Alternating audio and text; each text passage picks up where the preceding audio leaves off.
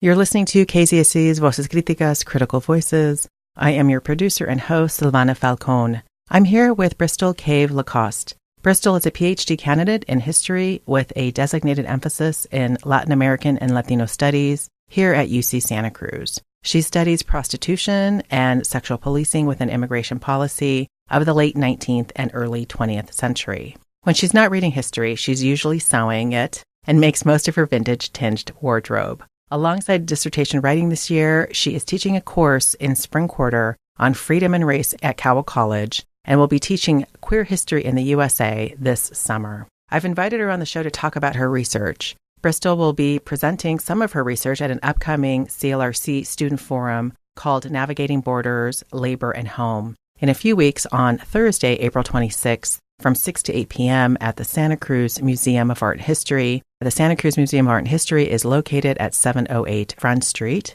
and Bristol will be one of 4 student presenters who will be reflecting on borders, labor, home, and mobility at this free public gala. Welcome, Bristol, to KZSC's Voces Críticas. Thank you. So your research addresses how privacy has never existed for border crossers because of U.S. immigration policies. Can you explain how the intersection of privacy and gender shaped the experience of border crossers? The idea of privacy is really interesting to me because there are a lot of technologies that were being invented concurrently with immigration policies or being used by immigration officials, so like photography and medical examinations. These were all really new ideas in the early 20th century, late 19th century, and so I think the ways they were being used really infringed on people's privacy and sometimes kind of invaded their bodies in ways that now we might not think about them. So if you think about having your picture taken for your passport, now it's very normal, but when it was first used with Chinese immigrants, they were the first group of people that were photographed not within prisons, but like systematic photography of immigrants. And it creates all these weird issues when, you have a picture of yourself and an immigration official might say, oh, this doesn't look like you. I don't think this is you. And all of a sudden, you're not the expert on yourself. You don't get to say who you are anymore because the agent thinks they know more than you or have more expertise than you. For women, there were some really specific ways that they were expected to give up some bodily autonomy. So one of those ways was these interrogations that would take place when women were being questioned to see if they might be prostitutes or they might be future prostitutes. There was a lot of concern about women who might not have enough economic stability or enough privilege and worries that they were going to be susceptible to certain kinds of illicit sex. It was really shocking to me to see immigration officials say things like, how many times have you had sex with your husband? Why aren't you pregnant? What are you doing to prevent pregnancy? Which, of course, at that time, abortion was very illegal in the U.S., but not necessarily a problem in other countries. What was the rationale? Why were they asking these kinds of invasive questions? In the interrogations that I have worked with most closely so far, it's Chinese women who are coming to the United States to be reunited with their husbands. And they have to be because Chinese women could not legally just migrate on their own. They had to be the wife of a citizen or the wife of a merchant. So there was a lot of fear about sham marriages. And a lot of Chinese men living in the United States would go to China and arrange a marriage there and then come back and their wife would meet them, several years later or something like that. You have a lot of very transnational family networks. And so the questioning was kind of insinuating that this woman was actually being sold into something rather than that she was an actual wife. And it was a lot about kind of racializing Chinese family structures. And so the idea was, if you've only had sex with your husband once or twice when he was visiting China, are you really his wife? Are you really going to make the kind of wife that, Victorian America wants to have? Your research also suggests that nativist anxieties played a real key role here in the sexual policing of migrant women. So let's talk a little bit about what you mean by sexual policing. So I use sexual policing because I think it's more useful of a term than just saying prostitution, because first of all, the definition of prostitution was really different back then. And so sometimes women could be accused of prostitution just for having sex with someone they weren't married to. It's not necessarily about commercial exchange. Or it's not necessarily about like the brothel as a space, although those exist. But it's also sexual policing in that it's not so much who it's coming from. It's not that it's coming from a police agent, although it's often coming from state actors. But it's also more about the kinds of different surveillance and discipline that it's enforcing upon people. If you think about how migrant women are encountering the state, they come to the United States and the very first interactions they have are people who are accusing them of being immoral and questioning them about their bodies and their desires. And I think it really set a tone where people would feel very guarded. And I think it says something, too, about certain racialized bodies are feared by the state. And this kind of speaks to a little bit about the nativist anxiety. What more can you tell us about what was fueling this nativist anxiety? What other kinds of ways does this contribute to other forms of policing that are maybe not necessarily directly tied to sexual policing? The anxieties that I look at in my work, it's definitely about things that are kind of larger than the relationship that the public had to immigrants and immigration. But you see that kind of scapegoating that I think we see a lot now, and scapegoating in different ways. So there was a lot of fear about sex and sexual consumption as being dangerous in excess. So the idea that people were going out in public and seeking sex. People were spreading diseases. Things like syphilis were just rampant in the late 19th and early 20th century. And so there was a lot of fear and attempts to contain that. And so I think some of that pressure gets placed on immigrants, and not necessarily for any rational reasons, but just because it is a population that the government sees as controllable because they build these immigration stations that people have to pass through. They're counting people. They're building records of these people before there are records for most people. So that's part of it. But there are also a lot of other anxieties going on that I think get a lot more attention. So people hear more about Chinese Exclusion Act and kind of limits on Chinese labor because of a lot of working class anxiety and job competition and that kind of thing. But there's a lot of really interesting historiography that's kind of unsettled that. And, like today, a lot of times immigrants were doing jobs that otherwise wouldn't be getting done. There's not actually this scarcity. And so I think similarly, there's not necessarily a sexual decadence that's going to collapse society, and yet people are very receptive to that. And there's anxiety from a lot of different communities. So you see elites who are throwing a lot of money at these problems and doing all this international research to see if they can abolish prostitution altogether, which I don't think that has ever been accomplished anywhere in any context. But then at the same time, you have people who are very worried about their children kind of going down the wrong path. And you see anxiety and a lot of pamphlets being distributed to parents. Do you know what your daughter's doing in the movie theater? Do you know what she's doing after work? And things like that. Part of your research is really focusing on these years, 1875 to 1924. And I wondered if you could explain, is there something significant about this historical period? So those years are really my bookends for legal reasons. In 1875, you get the Page Act or the Page Law, which was the first real exclusion based on nationality. So it targeted Asian contract laborers, mostly Chinese, but the law says Asian. And it also included women who were suspected of, it says, being imported for prostitution. So the idea, again, that this is not something that a woman would ever do knowingly or willingly. That is the kind of the first law, even before Chinese Exclusion Act, that really sets the tone and shows the state what they can do in the process of determining who to exclude.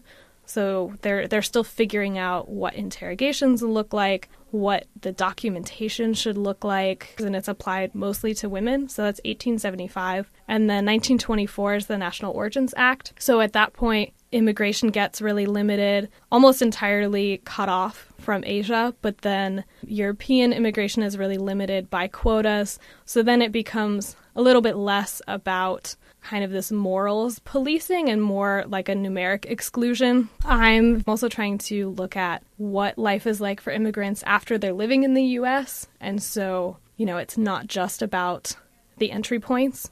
And starting in 1903, women could be deported for being caught involved in prostitution in any way. And so at that point, it's one of the first times that we really see deportation as kind of a systematic exercise. And I think that's also really important that it's happening to women and it's happening around sex and this kind of thing that it's very easy to get the public on board supporting this. It's very hard for immigrants to really fight and defend themselves in court because it's such a slippery accusation.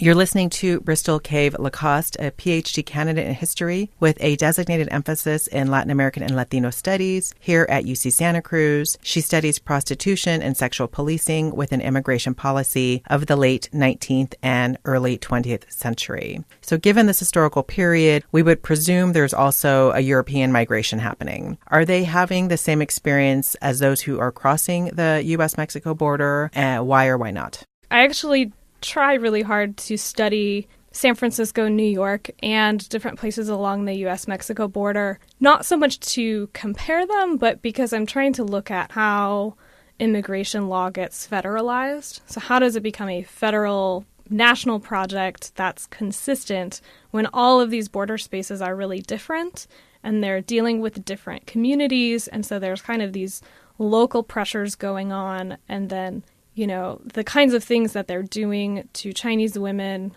in San Francisco, they're not necessarily doing to women coming through New York, in part because the volume is just really different and they couldn't do it, but also because, Chinese women are being racialized in a different way. And so the kind of flags that they're looking for are perhaps more blatant because they invented them to be that way. So it's very much, this is a process that immigration agents are making up as they go, and then as it kind of exports around, it changes. But the U.S.-Mexico border example is interesting because in general there's less restriction on movement in that area until much later. So there's not really border stations that people have to cross through until around 1917, 1914, somewhere around there, is when they start kind of militarizing the border. They had a lot of National Guard soldiers they were trying to train for World War I, and they sent them down to the border, and then they just never stopped having soldiers at the border, and that's how Border Patrol got started. So it's very different, having a landed border like that that's militarized is very different than Ellis Island or Angel Island. But I think for the women themselves, they had more freedom of movement for a little bit longer. And then when sexual policing did happen, it was more like investigations. You had more immigration agents who were tracking the same person who kept moving around and kind of evading the law. And of course, there's also Chinese women and Jewish women at the U.S.-Mexico border. I really try to mix it up and think about what it means that it's not just one kind of woman going through each station. But I really noticed in the case of Chinese and Jewish women, a lot of the rhetoric around their sexuality, it was so disturbingly similar in the ways that people especially would vilify Chinese men and Jewish men as kind of selling their own wives and daughters and their own community into prostitution and being kind of parasites off of women's sexual labor, in a way that this is absolutely a narrative that's coming from nativist anxiety from Americans. There's not a lot of evidence necessarily that this was trafficking in a lot of cases, and yet that's really the narrative that gets put forth. And so I'm looking at why these things get racialized so similarly in different places, in slightly different time periods, and, what it means to make it seem like these problems are isolated in these ethnic communities, when in reality, you have crooked cops that are supporting these systems, and you have all different kinds of people that are involved in it, and it's really not what the tabloids are saying it is in terms of being kind of a foreign problem. But the other thing that I try to remember when I'm studying this is that people are smart. It's not just the government that has figured things out. I think people are sometimes their best advocates and doing things that might benefit themselves in the present, even if it's, not the same decision we would make, but I think mobility and border crossing is something that you see women doing sometimes to their advantage. And so that's another way that I think it gets really interesting to include race and include mobility in this because, for example, along the U.S.-Mexico border, you see Mexican women sometimes working in the U.S. for periods of time because they can make more money. But then you also see white American women going into Mexico because prostitution was considered a legitimate form of labor there, and women were able to collectively bargain and were seen as actual workers, so they had more legal protections. So you see women kind of weighing their options with that and using that movement as necessary to protect themselves. So what's interesting about racial experiences that are quite parallel is in many ways they're still feeding into or contributing to an image or a meaning about U.S. citizenship. So I wondered if you could maybe talk a little bit more about the parallels that you were finding in your research around the type of sexual policing that was going on and what that tells you as a researcher about what U.S. citizenship meant in terms of who merited it.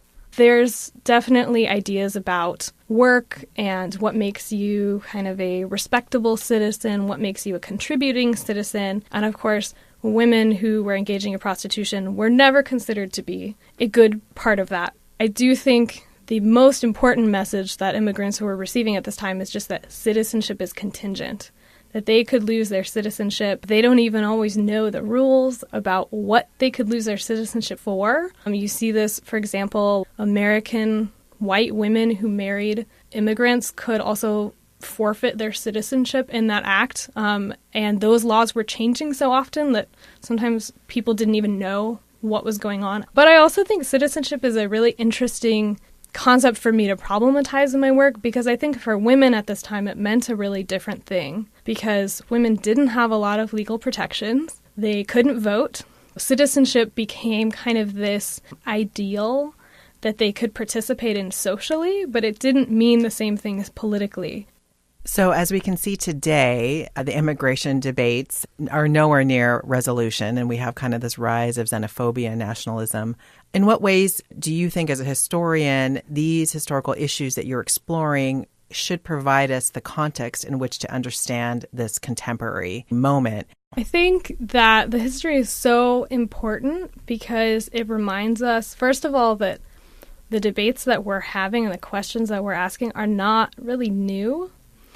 And people are very into feeling like they're in this unprecedented moment, and yet we have examples of what has come before, and we can see why it didn't work and why it was so terrible and devastating for a lot of people.